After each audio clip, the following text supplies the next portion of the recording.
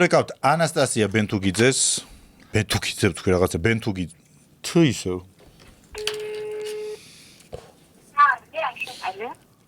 ანასტასია მინდოდა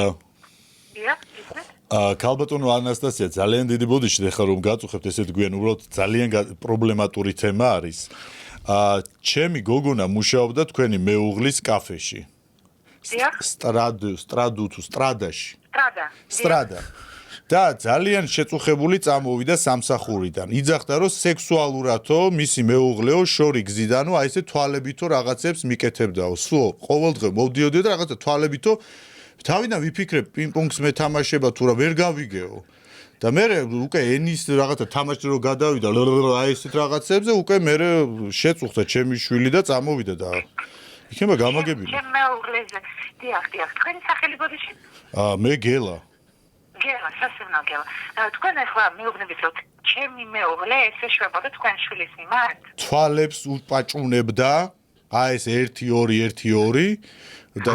ჩემი მეუღლე თუ სხვა თანამშრომელი ვერ მივხვდი ბოდიში თქვენი მეუღლე მოდიოდა და თვალებს უპაჭუნებდა ესე ჩემი გოგო იძახის ხო არ მოიტყუება არა იცით რა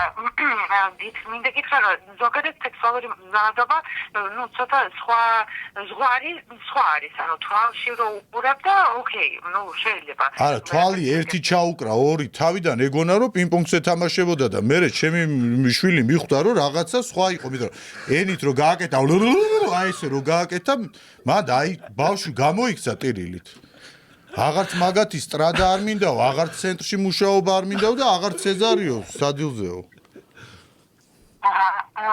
ოკეი, მე სამწუხაროდ თქვენი აზრით რა უნდა იყოს შემდეგი ჩვენი ისეთად რა უნდა გავაკეთოთ შემდეგი? ნუ ჩვენ ჩაგიკრავთ თვალს მაშინ. არა, მართლა მაინტერესებს თქვენ ახლა ხომ მირეკავთ თითქმის თექმის ნახევარია და ბავშვი ტირის და აი კარგი ნინო ველაპარაკები ნინო აღარ ჩამიკრავს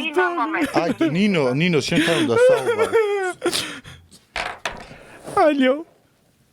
ალო ნინო გამარჯობა თქვენ რომელ ფილიალში მუშაობდით?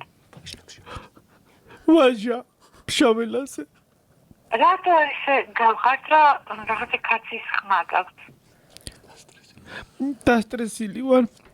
დასტრესილი კაცი გახდით უცბად არა ძალიან სამწუხაროა ვაი ნინო ძალიან მწუხვარ მადლობა